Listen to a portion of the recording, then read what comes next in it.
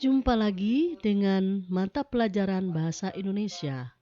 Marilah kita belajar Bahasa Indonesia kelas 12 SMA, tingkat SMA. Kita sudah sampai pada bab 5, yaitu tentang gagasan dalam artikel. Gagasan dalam artikel terdiri dari materinya: A. Pengertian, ciri-ciri dan jenis artikel. B. Evaluasi informasi, baik fakta maupun opini dalam artikel. C. Penyusunan opini dalam bentuk artikel. D. Analisis kebahasaan artikel. E. Konstruksi artikel dengan memperhatikan fakta dan kebahasaan. Baiklah, kita lanjutkan bersama Ibu Erni Nurillah. Pengertian, ciri-ciri dan jenis artikel. Pengertian artikel.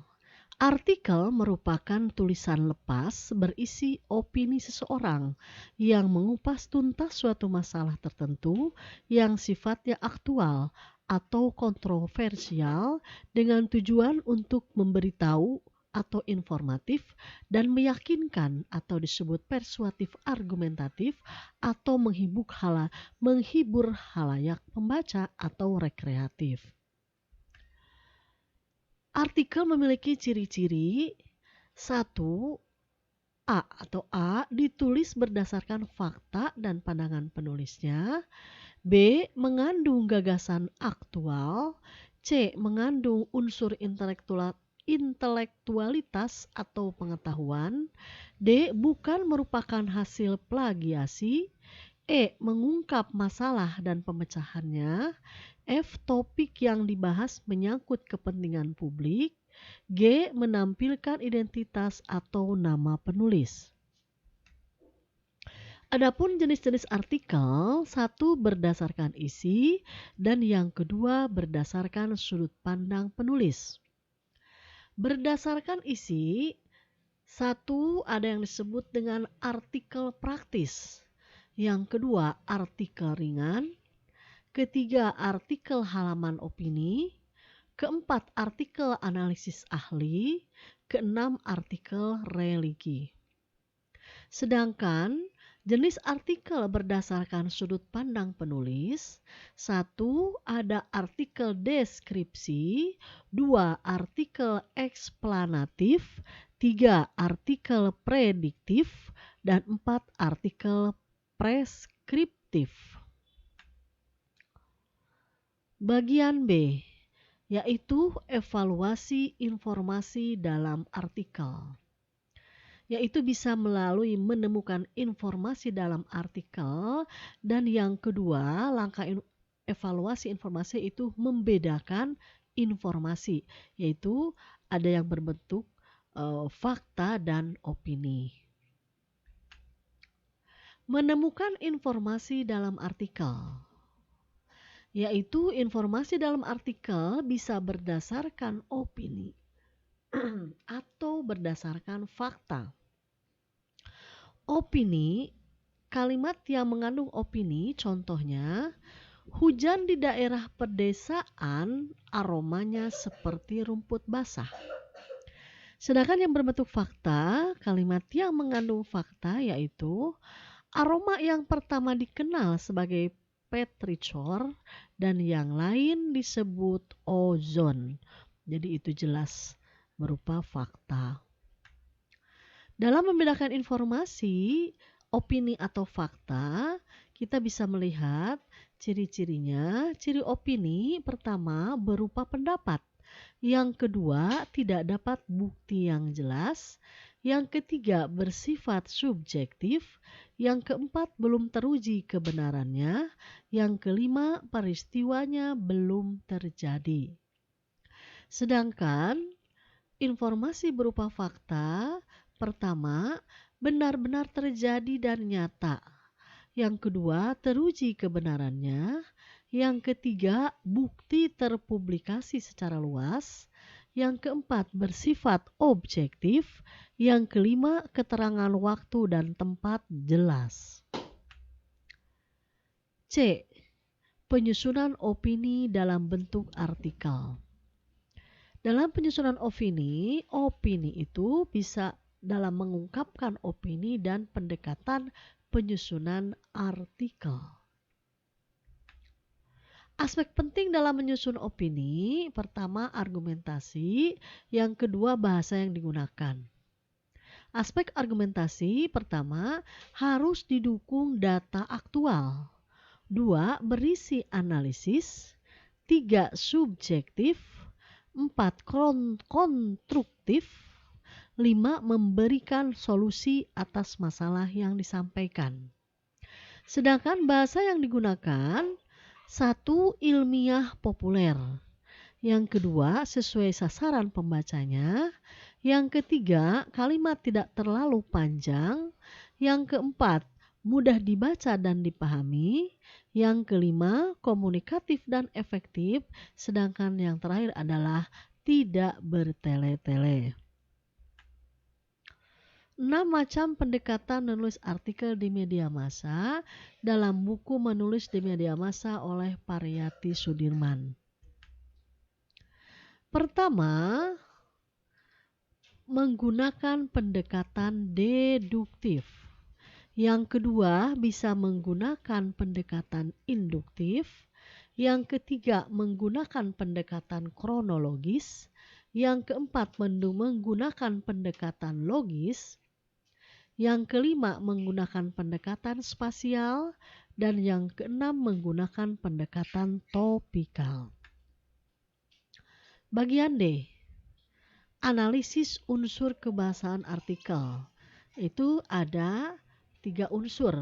Dilihat dari adverbia, 2 konjungsi, dan ketiga kosakata. Dilihat dari adverbia. Dalam kamus besar bahasa Indonesia, adverbia merupakan kata yang memberikan keterangan pada verba, adjektiva, atau kalimat. Misalnya, sangat, lebih, dan tidak. Adverbia disebut juga kata keterangan. Banyak jenis adverbia. Yang pertama, adverbia kualitatif. Yang kedua, adverbia kuantitatif. Yang ketiga, adverbia limitatif. Yang keempat, adverbia frekuentatif. Yang kelima, adverbia kewaktuan. Yang keenam, adverbia kecaraan. Yang ketujuh, adverbia kontrastif. Yang kedelapan, adverbia keniscayaan. Mohon maaf ya. Konjungsi.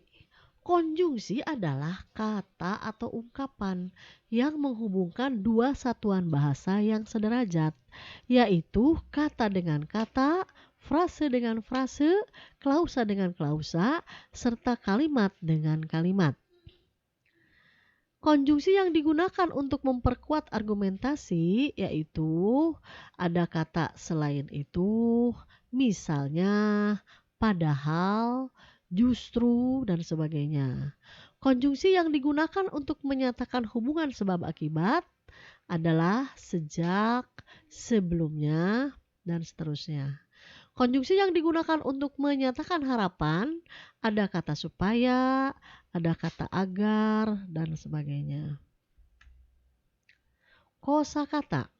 Kosakata adalah perbendaharaan kata.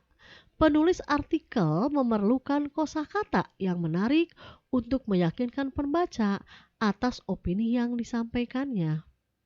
Kosakata terdiri dari ada istilah umum, ada kosakata aktual, kosakata fenomenal, dan kosakata keterangan oposisi.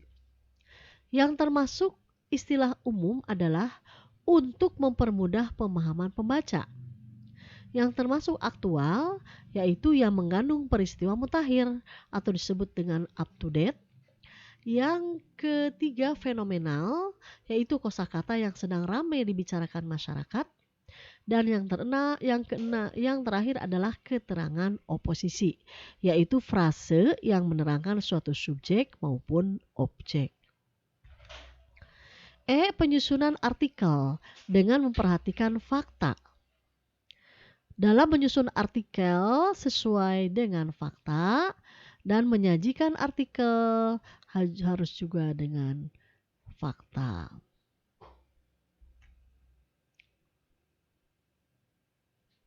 Dalam menyusun artikel, pertama, langkah-langkahnya adalah menentukan tema, yang kedua, menetapkan tujuan penulisan, yang ketiga, menentukan fakta yang berkaitan dengan tema, yang keempat, menentukan opini-opini berdasarkan fakta, yang kelima, menyusun opini-opini dan fakta menjadi artikel padu, dan yang keenam, membuat kalimat simpulan berdasarkan opini.